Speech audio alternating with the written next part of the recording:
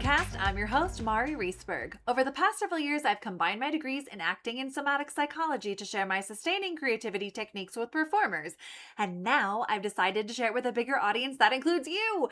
I believe we are all creative, and this podcast is all about that. I'll be interviewing people from all backgrounds, ages, and creativity experiences to share just how creative we all are. Today, I'll be chatting with Alexandra Beller, multi-hyphanate creative. Please enjoy Alexandra Beller.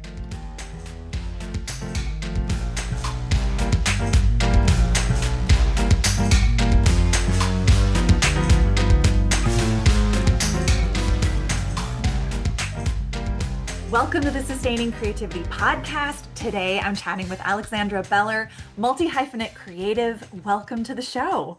Thank you so much. I am so thrilled that you are here. As we were talking before I hit record, I feel my whole soul sparkle just knowing that this is going to be an amazing conversation. But before we dive in, why don't you let our listeners know a little bit more about who you are and what you do? Sure. I've had a winding journey through dance and theater and healing. I started as a professional dancer. I danced for quite a while with Bill T. Jones. Really felt the urge to make my own work and became like a dance theater artist and had a company for a long time. That company still exists, but is not a performance company anymore. Mm-hmm. Inside that, I started teaching, and inside teaching, I got a degree called a CMA, a Certified Movement Analyst, which is a degree in the Laban movement analysis and Bartenieff fundamentals systems. That brought me into more healing work and talking about trauma. And then inside that, I started coaching artists on their own creative process, especially choreographers, and then later actors trying to get into their body. And so the Venn diagram that you were referring to feels like between teaching and creating and healing, like whatever that center space that holds all three of those feels like where I live now. And then inside that, I've written 2 books, which are both coming out hopefully this year. I love it. I mean, what a journey that you have gone on your own creative self experience and expression, but to now support so many other creatives to find their spirit or soul or creative self within it as well. When you think of creativity, what does it mean to you to be creative? I mean, the first word that comes to me is authenticity. And when you said helping them find themselves, I felt like, yes, exactly. That is my whole approach. I'm not teaching you anything about choreography or direction or, what I'm hopefully sharing is a methodology for helping you map yourself. And that means your values and your desires and your aesthetic, and also means like finding frameworks for letting go of what doesn't serve you, whether that's your artistic inheritance, stylistic inheritance, abusive practices that you grew up inside, letting go of maybe some mainstream values or expectations, and really starting to map like, okay, this is what I believe, this is what I feel, this is what I want to make, and then helping you find ways to do that are the healthiest and most efficient, journeys for you. Mm-hmm. Oh, I'm like, there's so many questions and so many ways we could take this and the journey that we get to go on today. What is your own experience of your journey to discovery, your creative self-discovery, creative expression discovery? Take us on that journey. Um, I mean, I think certainly when I left Bill as a dancer, I had a period of time when I think I was just trying to figure out how I wanted to move that was outside of, having been in somebody else's process for a long time. Mm-hmm. So I was very adamant and rigorous with myself about creating movement and vocabulary. And then I Mm. think I got through that and I sort of pruned what was Bill off of my, I mean, certainly I have absorbed a lot of things that I like and want to keep. Mhm. And then finding my own voice and letting go of, kind of being a protege of somebody else. And then I stopped being interested in making movement and started being interested in making work.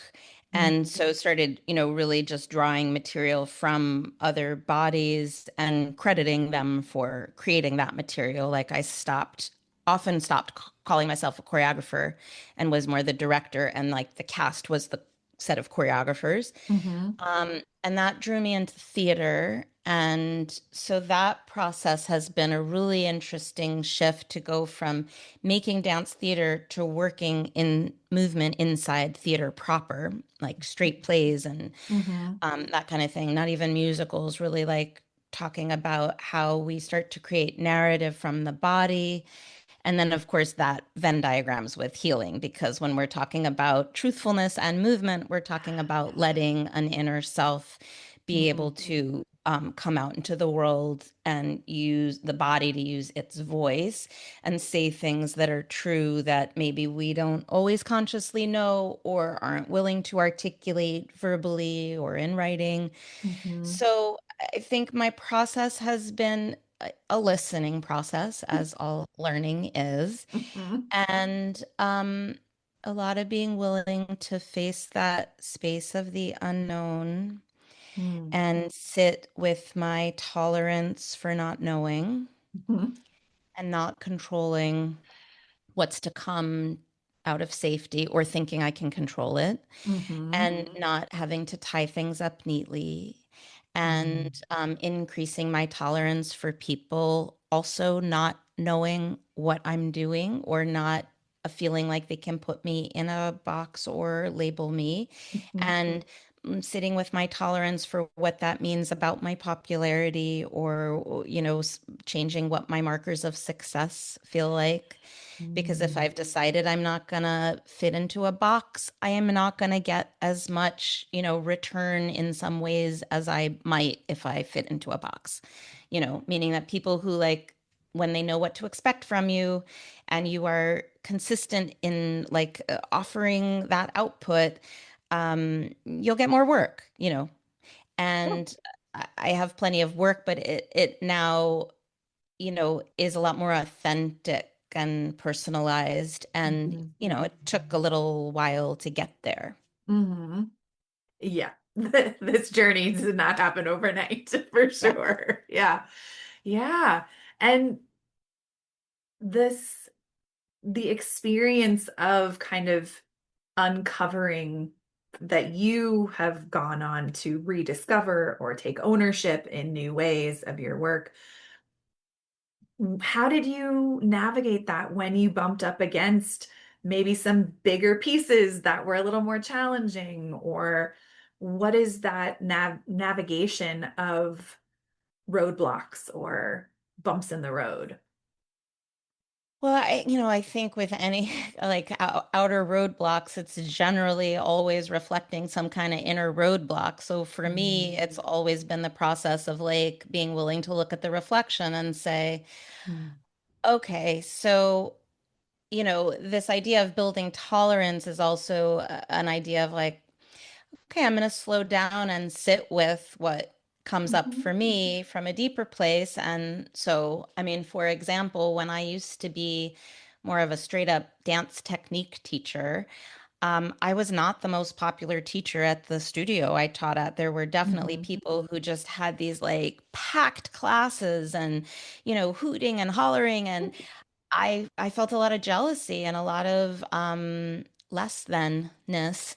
yeah. And I there were so many classes where, I'd be lying on the floor in constructive rest with 6 students Mhm, and crying while I was giving a guided meditation because the class next door had 30 people in it. And I felt like, why do they like that person and they don't like me? And of mhm, course, that's good work for me to do, not professionally, but, in terms of family and my like parts work and, being like, yeah, because I didn't feel chosen as a child and I didn't, like that's just good life work. Yeah. So I do feel like when I'm talking about building tolerance, I'm talking about I could build a story around that, or, I'm going to work on my marketing and I'm going to, and it's not that I can't do those things, but I also had a lot of work to do to say, what are my values around teaching? Mm. Because I probably could figure out what that person's doing. And I did figure out what those people are doing systemically. And I could fashion a class where I'm doing that too. I think I know how to do it, but I Mhm. had to ask myself, like, is that how I want to teach? Is that what's important to me? Is that what's going to keep me growing, bring me joy, make, nurture and feed my creativity? And the answer was just no. And I'm not putting down that class at all. And I think Yeah. that class is necessary and useful. And people obviously wanted it. And I'm glad that it existed. But I'm not the teacher for that. And I Mhm. didn't want to be. And I had to grapple with like, you're going to make less money than that teacher. Mm. You're going to have to deal with some feelings that come up from your life around being less than or being othered or, not being the one. Mhm. And that's good, useful work to do. And, when it comes up, I need to, feel into the size of it and say, sweetie, this is not about this class. This is about something else, and that's Right. okay. Yeah. But like, don't make that about this class. This class is fine. And these Mm. six people are having an experience they're not going to get anywhere else. And Mhm. that's who you decided you want to be. And, if you're stressed about money, we can talk about money at another time in another context. Mhm. But like let's just peel off those layers and say, okay, this is touching a deeper thing. It's a great conversation for me to have with myself inside class during this guided meditation is not the moment I'm going to get into that deeper work. So Sure. let's just try to table it without shutting it down, and I'll come back to it later. Mhm. And, I'll draw or move or talk or think about it. Yeah. But right now, like you have an opportunity to be the teacher that you really want to be for these six Mhm. people. Should we show up for that? Does that Mm. feel like we can show up for that? And Yeah. yeah, yeah, yeah, I can do that. Yeah, okay, let's do that. And within 5 minutes, I always was like, oh yeah, that's an idea we were talking about, that I'm so excited about. And that's, oh, this, research I've been doing about this, mirror neurons. And that's the teacher I want to be. And that's what gets me lit up in the room. And that's why I'm doing this, is for the role exchange and for my Yeah. own like continued growth. And so let's show up that way. Mhm. First of all, thank you for walking us through that and the vulnerability to share all those pieces with listeners and putting it all out there. It's not easy to really show those tender parts, what the journey has been. And so I really appreciate you being willing to share that and just the healing journey and that intersection of creativity and healing and how they work together. And I know we were talking a little bit about this before I hit record. Let's dig in. Let's talk about it. Yeah. So what I mentioned before we started is that I got my manuscript back for the very final revision. Really wasn't supposed to be like a huge substantive revision, but there was this one thing that I just had been circling around and not saying because I feel like it's a controversial idea and there are going to be people who are upset with me for naming it the way I'm choosing to name it. And Mhm. I finally was like, I gotta do it. I gotta write it. So I made this big, revision of this one section, and I wrote this essay about art and healing.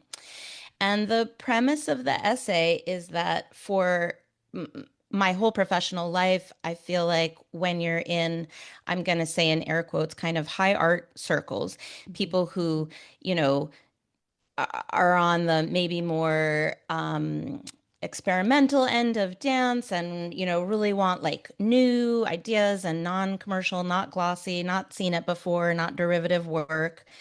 Um, that when you bring up the word healing, there is a stigma attached to it, like, oh, this isn't going to be good art.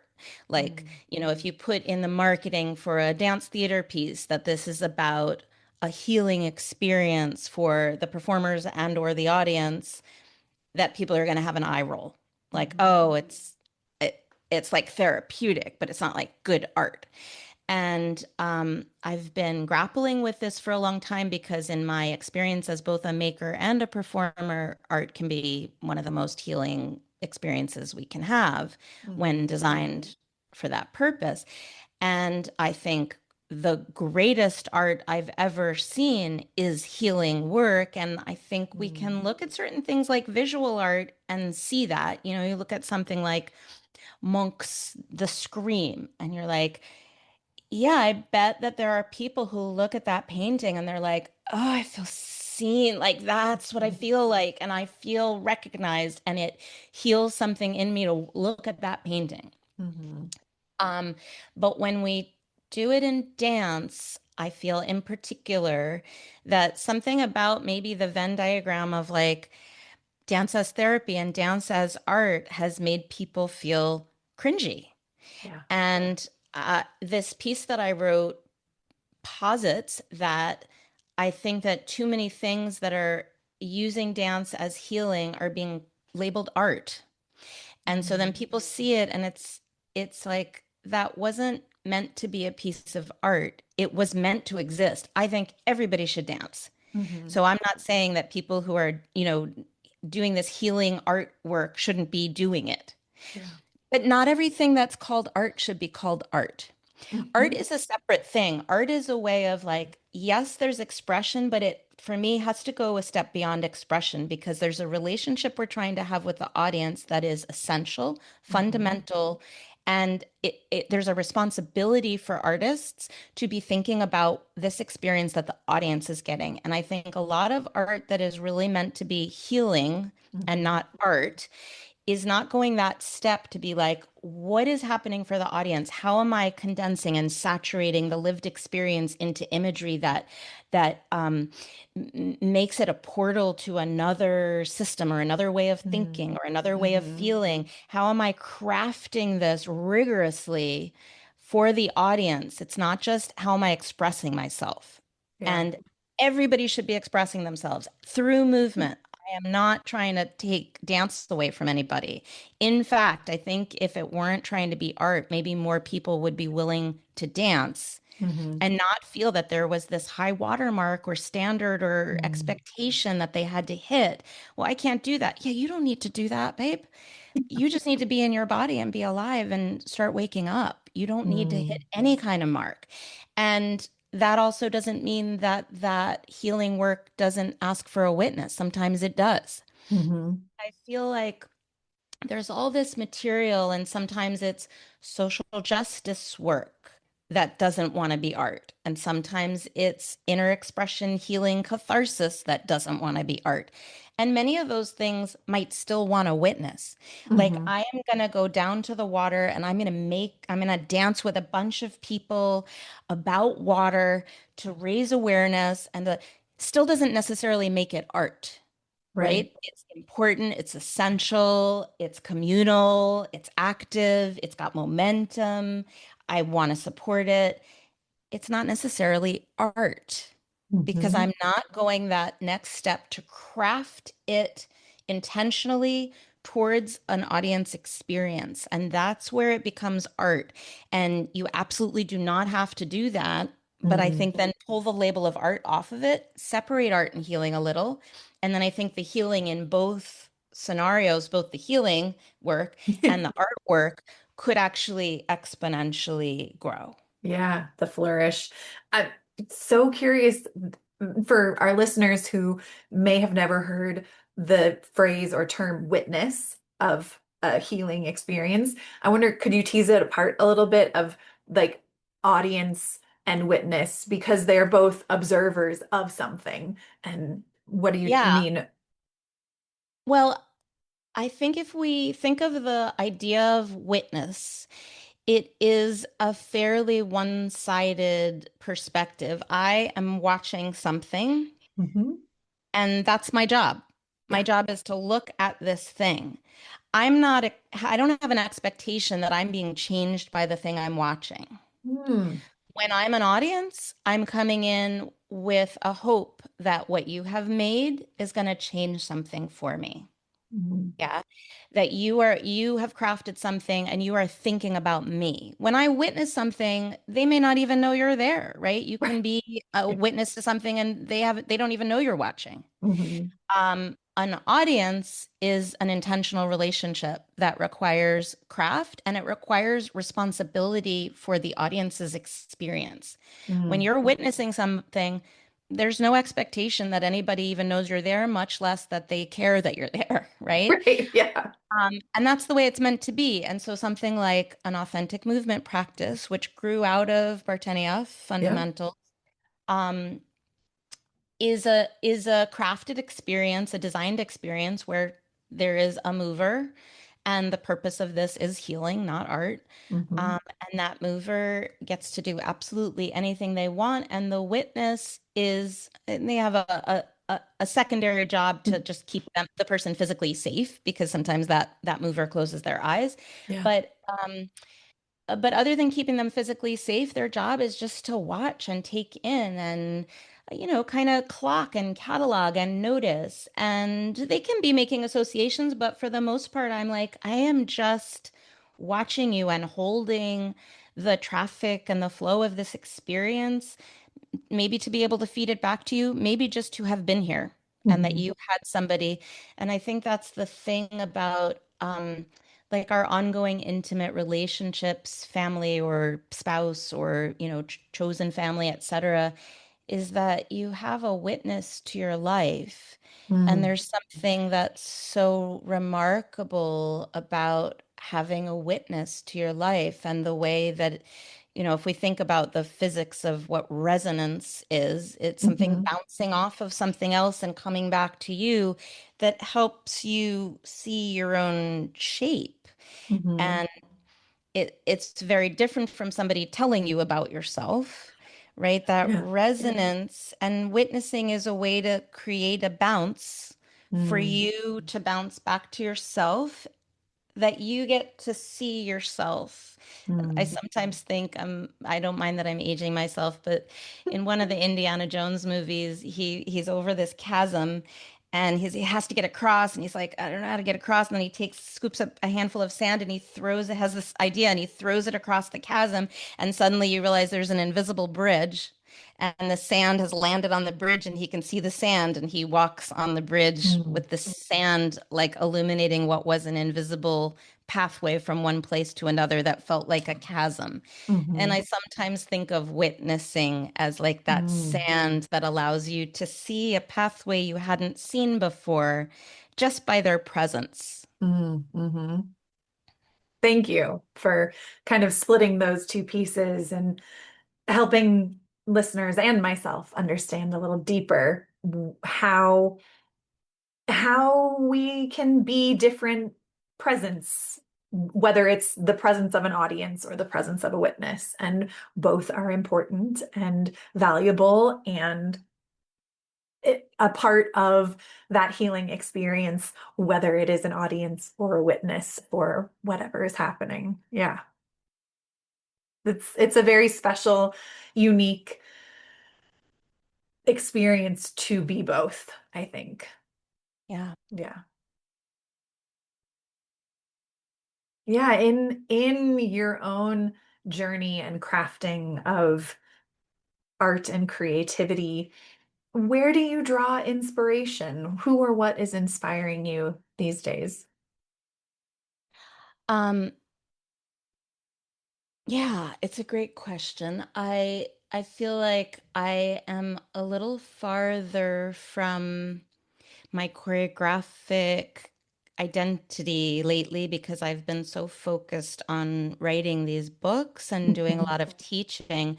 So I've made work at universities, and generally when I'm making work at a university, I have this separate um, priority of meeting the students and their interest and their Mhm. like pull towards expressing something.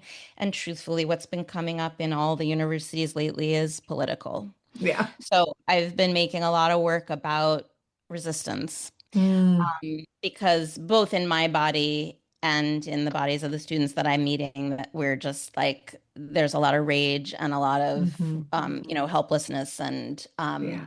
feeling that wants to come out. So a lot of the work that I've been making lately has been about resistance.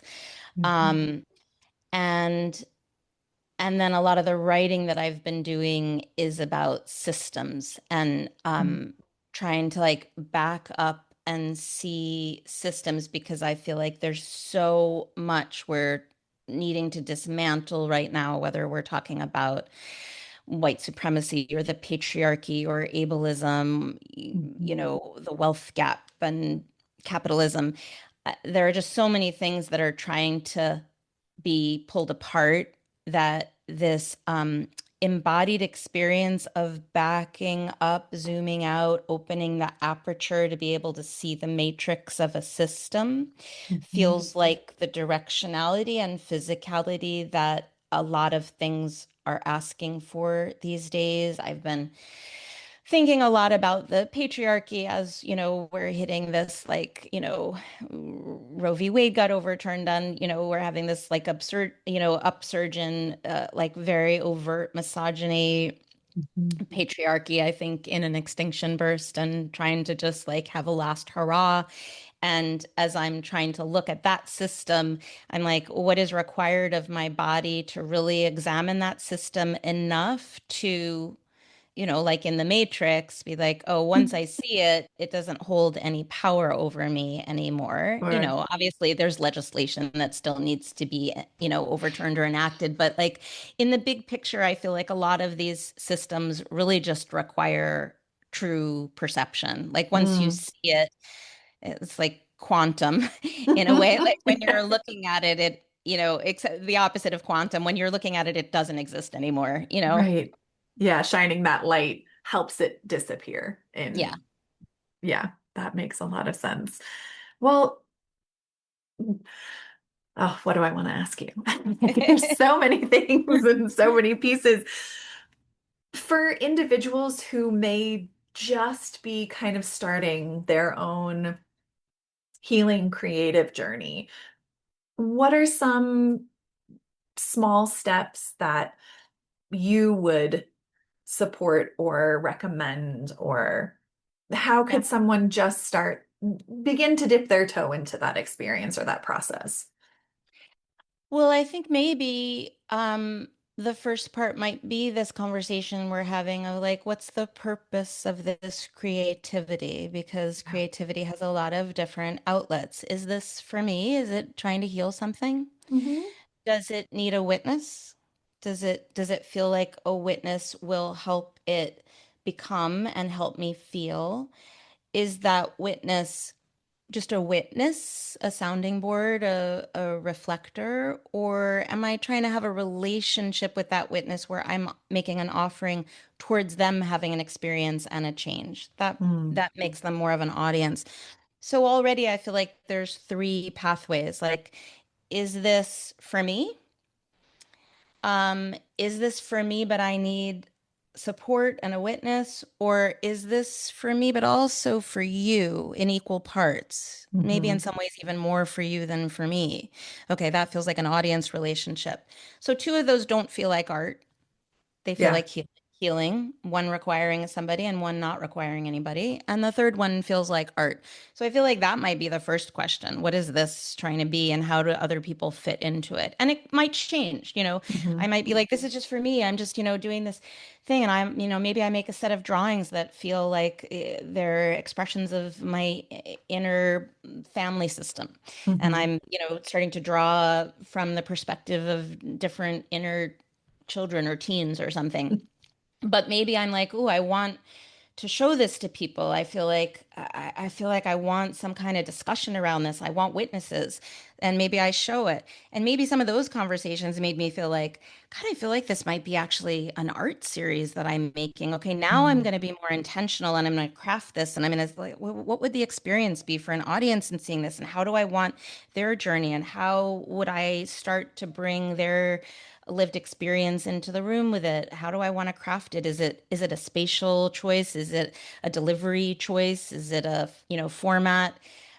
Is it more information, less information, sound, embodiment? Like I want to think about their whole experience receiving this. Mm. And so, it's not that it can't go through those cycles and it can't, once you start down one of those paths that it couldn't, merge with another. Mhm. Um, but I think maybe that would be the first question. And then each of those three lanes would have a set of other questions, Yeah. right? So if it's healing, what medium brings me flow? Mm. What places do I feel like I start to invert or get in my own way or sabotage? And how might I have a discussion with the parts of me that come up in Mm. those moments to regain flow? Mhm. And that might be about inner critic. It might be about shame. It might be a Mm. conversation with one of your parts. It might be about consent, because I feel like sometimes part of the self decides to do something and I haven't actually gotten buy-in from Mm. other parts of the self, and I just start bullying my way toward an outcome. Mhm. I'm gonna get over this thing that happened to me. I'm gonna heal this thing. So I'm gonna push into the yeah, you're not fully ready for that full experience that you're designing, and you're pushing yourself past your tolerance, and Mhm. it's actually going to counteract and it's going to implode or sabotage itself, because you're going to go into some kind of collapse or freeze or something, because you've overshot this intention to heal, perfectly lovely intention, but I've bullied myself into like trying to push through the therapy Yeah. beyond my tolerance, right? So slowing down and making sure all your parts are consenting to whatever is happening. And if there's Mhm. part of you that's like, I don't want to draw the picture, I don't like the way it makes me feel to draw the picture, be Mhm. like, okay, well, let's talk about that. Yeah. If you had a kid in a therapeutic process, a visual, like an art therapy process, and that kid said to you, I don't want to draw the picture that you told me to draw. I don't like the way it makes me feel. You have a great conversation on your hands. Mhm. You would never, as that child's parent or therapist, say, well, just draw it anyway. Just like it's good for you to draw it. So draw the picture, okay? Yeah. You would, it's insane to think about doing that. Nobody would do it. But we Mhm. do that to ourselves. Like, Right. push through, get like you need to get to the other side of this. Mhm. So that what? So that, oh, that's some kind of productivity conditioning that's acting out on me, where I'm like, I have to heal this trauma so that I can Right. what?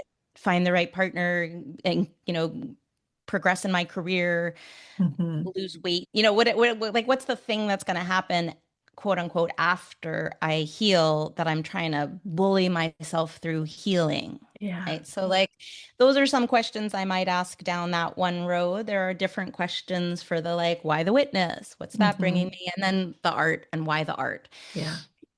So I feel like, what are the questions that help me find flow in these down these different Mhm. paths? And often a lot of it I find is about inner critic and shame. Yes. It all comes back to that. Yeah. It often Doesn't it? comes back to Yeah. that. Yeah. Yeah. Yeah. Well, this has been such a beautiful time to share with you, and thank you so much for sharing all of these pieces. I have one last question. What does it feel like in your body to be creative? Mm. It feels like being me. It feels like, oh, there I am. Mm. And, when you're with somebody else and they really just like appear, and whether it's like an outburst or a way of being goofy or something like really uninhibited and unapologetic comes out of somebody, and you're like, ooh, there you are, I see you. And I feel like when that happens with other people, I invariably feel love. I'm like, oh, there you are. Even if it's like, oh, wow, there you are, and you're overstimulating me, and I don't even, like want to be here right now. I still feel like, oh, but I love that you're doing that. I love that there you are. That's so great. I need a little distance, but like amazing. I love it. I love that. I don't mean this in a Valley Girl way, but like I love that for you. Yeah. But I feel like that same energy happens me to me, where I'm like, Mm. I'm really in creative flow and I'm like, oh, there you are. Oh, I love you. There you are. I love that for you. And I feel like I have a similar sense of self-love when I'm like, that's me. Oh, yeah, there's nothing good or bad about it. It's just like that's me. There's no value, positive or negative. And I don't mean it's not positive, but it's not like, oh, there you are, you're good. It's Right. just like, oh, there you are. Mhm. And just the whole system and conditioning of valuing or devaluing ourselves, I realize is not actually a thing. Yeah. That we're allowed to just be. Being Yeah, is enough. Yeah. being is enough. Yeah. And it's not, what I make or what comes out of it. It's just like, oh, there I am. Mm. That's the beginning and the end and the being of Mhm. it. And then, of course, yes, I can do things with that in the world and I can make things and I can help people and serve and Right. all of that. But there is this underlying cushion of just being that is enough. Mm-hmm. Beautiful, beautifully said. And it resonates with me. I can feel all of it as you're talking. Well, thank you again for taking the time to join me. If people want to learn more about your work, how to get in touch with you, where to find you. My website is really the best hub for all of that stuff. I've got free classes and essays and goodies and links to my book website and all of that stuff. So alexandrabellerdances.org is the best place, and you can find me there, reach me there, find free content, etc. Perfect. Well, I will put links in show notes so people have very easy access. And thank you Thank you. again for taking the time to join me. This has been such a beautiful conversation. Thank you for me too. Thanks, Mari.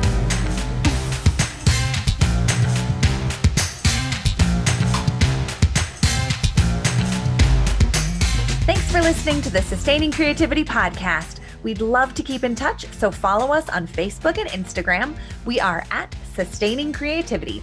Make sure to subscribe to the podcast wherever you listen to podcasts. Tag your friends and family so they can listen too. We love to hear from you, so leave your reviews, comments, and questions. Check out our website, sustainingcreativity.com, for upcoming offerings and creativity coaching. Tune in Tuesdays for our next episode. And remember, with creativity, anything's possible.